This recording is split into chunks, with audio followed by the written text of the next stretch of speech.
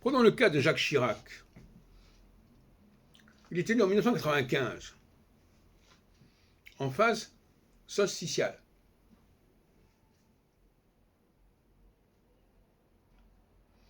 Et en 1997, on est passé en phase équinoxiale.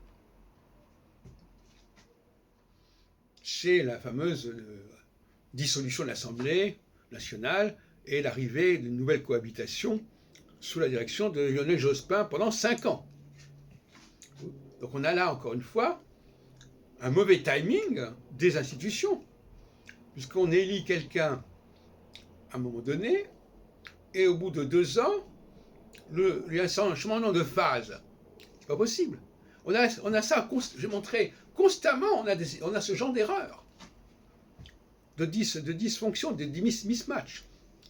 On ne peut pas élire quelqu'un qui sera marqué par une autre phase, qui sera perturbé par une autre phase 2-3 ans plus tard.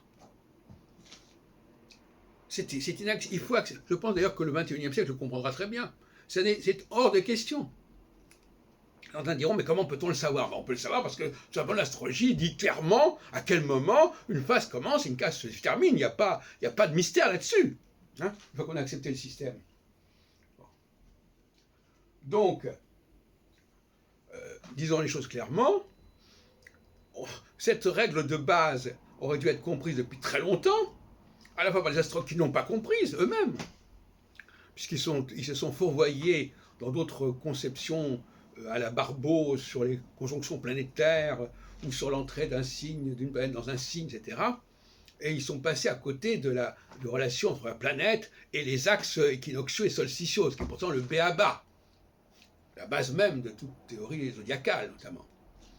Même un Jean-Pierre Nicolas n'a pas compris qu'il fallait en rester aux axes équinoxiaux et solsticiaux et ne pas se perdre dans les méandres des 12 signes, en essayant d'expliquer qu'au sein du printemps, il y a 3 signes et que ces 3 signes sont différents, etc., etc., etc.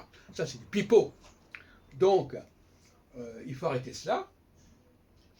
Et il faut savoir effectivement que actuellement, on va avoir le même problème, parce qu'il va y avoir des élections aujourd'hui, enfin demain, au mois d'avril 2022, et que 2 ans plus tard, 2 ans et demi, 3 ans plus tard, on va repasser à une phase équinoxiale. Et que par conséquent, les gens qu'on aura élus en phase solsticiale aujourd'hui, ils vont chuter misérablement et lamentablement au bout à la moitié de leur mandat. Ce qui sera donc une crise. On peut pas. La crise institutionnelle, elle est là. La véritable crise institutionnelle, c'est quand quelqu'un est élu et que au niveau des inventions républicaines, n'est-ce pas, où on invente des durées de mandat complètement farfelues, qui ne correspondent à rien, eh bien, quand on continuera comme ça n'ira pas. Il faut s'ajuster sur des structures beaucoup plus fondamentales, qui sont les structures de la surnature, d'ailleurs, c'est vrai, il faut l'accepter comme ça, qui sont sous-jacentes, qui sont des forces comme ça, souterraines, très puissantes, et qui conditionnent notre mode de fonctionnement social. Donc, de toute façon, on va se retrouver devant une nouvelle crise politique de ce genre-là. Et la science politique doit intégrer ces informations que je suis en train de donner. Et notamment l'Institut de sciences politiques de Paris, etc., pour lequel d'ailleurs je pose ma candidature.